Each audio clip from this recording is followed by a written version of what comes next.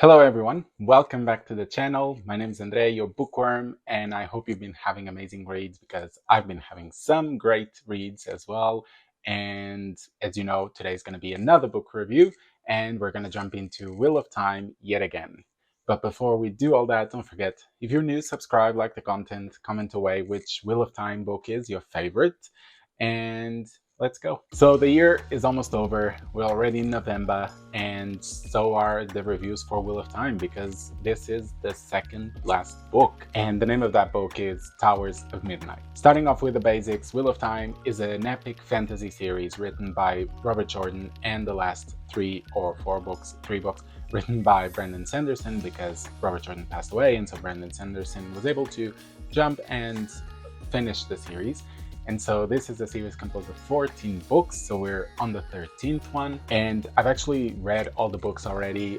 This is a reread for me. And as I've been rereading them, I've been reviewing them here on the channel. You can check all the reviews for the previous books on the thumbnails and cards, go through the list of videos I have, and you'll see them all. But anyways, the main thing is this is an epic fantasy series, considered by many as one of the big classics of fantasy. This book was initially published in 2010, and back then it was nominated for a couple of awards and actually won the Goodreads Choice Awards for the best fantasy novel. As of today, this book has over 163,000 ratings and an average score of 4.47 out of 5, which is really high, especially for a book that is at the 13th in a series. You can see that the quality has remained quite high, especially when a different author jumps in and writes the rest of the books. There could be a lot of people that wouldn't like that, but it seems like the majority actually really enjoys it. But anyways, continuing on with the synopsis, you know the drill. There's going to be a timestamp floating around, and as I read the synopsis, there will be spoilers for the previous books,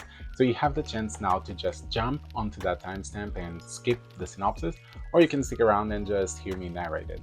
Alright, I hope I've given enough time. Let's go. The end draws near. The last battle has started. The seals on the Dark One's prison are crumbling. The pattern itself is unraveling, and the armies of the shadow have begun to boil out of the blight. The sun has begun to set upon the third age. Perry Nebara is now hunted by specters from his past. White Cloaks, a slayer of wolves, and the responsibilities of leadership. All the while, an unseen foe is slowly pulling a noose tight around his neck. To prevail, he must seek answers in Tel'aran'rhiod and find a way, at long last, to master the wolf within him or lose himself to it forever. Meanwhile, Matrim Cotham prepares for the most difficult challenge of his life. The creatures beyond the stone gateways, the Aelfin and the Eilfin, have confused him, taunted him, and left him hanged, his memory stuffed with bits and pieces of other men's lives. He had hoped that his last confrontation with them would be the end of it. But the wheel weaves as the wheel wills. The time is coming when he will again have to dance with the snakes and the foxes, playing a game that cannot be won. The Tower of Genji awaits, and its secrets will reveal the fate of a friend long lost. The end draws near. Doviandi Setovia Sagain.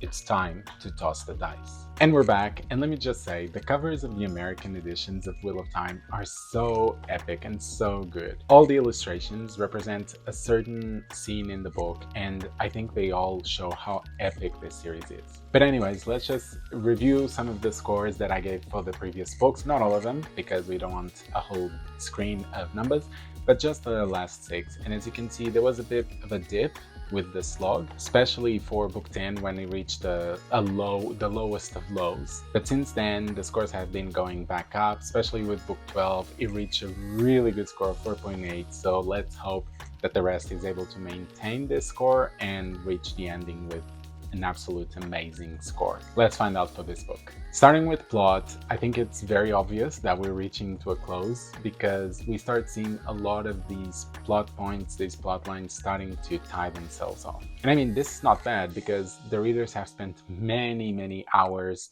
reading these 12 books, and now they're reaching the end of the series. And the way the certain plot points close is just amazing because there's action, there's explosions, there's mysteries being unfolded, revelations, plot twists, all of that. And the amazing part is that some of these plot twists actually close plot lines, but also reopen ones that we thought were closed already. And all of this happens with amazing coherence. It's not like suddenly, oh, we're opening this just randomly because it serves some purpose in the future. No, it actually makes sense with the reasons that the authors are giving. And then for the plot lines that don't end in this book, we just see them grow in tension, in expectations, as we start seeing them all converging into that one point, which will be the last battle in the last book. So I think we reach a good balance in this book where half of the plot lines are closing up and we're reaching an end to them, and the other half are building up to reach that final climax. I think overall, this book might not have been the best in terms of plot, but it's a very strong one, which I think just misses by a hair to get a 5.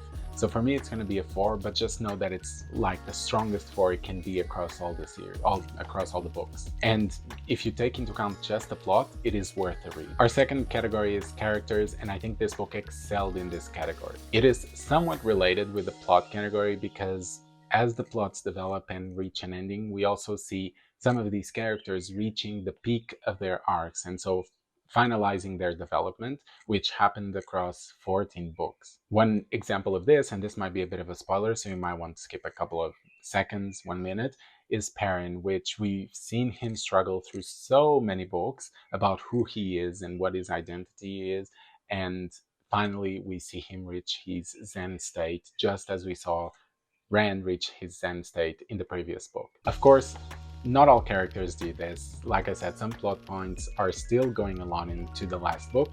One example of this is Matt, who is still Matt. He hasn't changed much. I think he still has a bit of a growth to do, and that will be seen in the last book. But nonetheless, he has amazing moments in this book, and so does Avienda. So there are characters that, even though they haven't reached their max, their peak in terms of character development, they have pivotal moments in this book as well. And I could keep going on, but you get it. And whilst I think that the plot category had a tiny moment where it felt a bit meandering, the character part did not. There was always something interesting happening to all the characters. And because of that, I'm going to give it a 5 out of 5. Next, we're talking about world building. And I don't know if you remember or if you've seen the previous video about book 13, but I said in that one that it is normal when series reach this point for world building to take a backseat, since we're no longer developing many things in the world and we're letting everything just converge and reach its climax.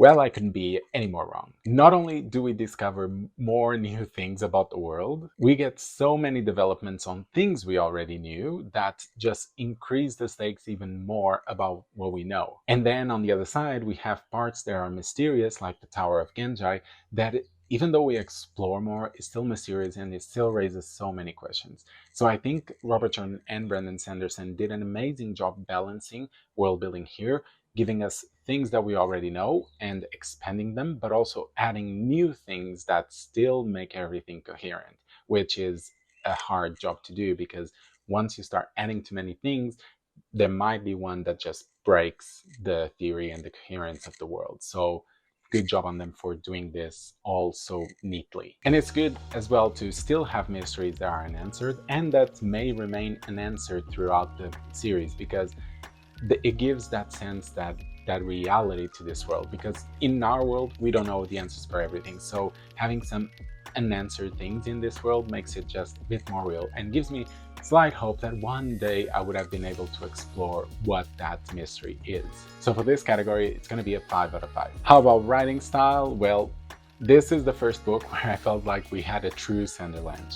The pacing was a bit different from the usual Robert Jordan book. When we got about 70% of this book, I felt that suddenly we were non-stop in action and revelations, and everything was just going super fast. And not that it was bad, but it was very exciting. And I felt that this could be the end of the series. This could be the end of the book because it was so epic. But then I thought it was the end, and no, it's not actually the end. We go back to some more slow scenes before we reach again to a scene with more action and more mysteries being unfolded. So there was this duality that I didn't expect and surprised me, and I think was very good. I think in terms of how Brandon Sanderson writes, aside from the Sanderlanche and comparing with Robert Jordan, I didn't feel many differences, which is good overall. I mean, there are some differences, like the amount of descriptions. I think Brandon Sanderson doesn't describe as much or in as much detail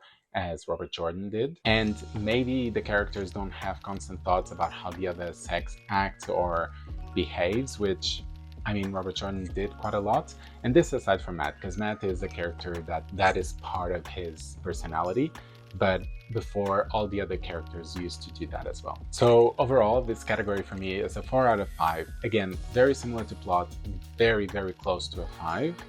I think if we didn't have that slowdown between the epic moments at around 70 to 100% of the book, it would have been better. But I think if the scenes had been shifted around, they would have worked better. But then again, very small thing, it's a 4 out of 5. And finally, enjoyment, which is our last category. I enjoyed this book just as thoroughly as I enjoyed the previous one. It was fun, tense, lots of expectations, and a lot of them were met. A lot of emotions were risen. It was a success overall. And of course, it brings a sense of happiness, but at the same time, sadness as we reach the end. But finishing this book really made me feel a big appreciation for the whole series, and it makes me want to read the last book having that in mind. And so I shall do that pretty much. But so as you can see, this category is a 5 out of 5. And so we reached the end of this review. Just for the distracted ones, the scores I gave was 4 for plot, 5 for characters, 5 for world building, 4 for writing style, and 5 for enjoyment. And this gives us a score of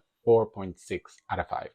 It's a slight decrease from the previous book, but nonetheless, it's still an amazing score. It's higher than what Goodreads has at the moment, which means that maybe my score is a bit higher.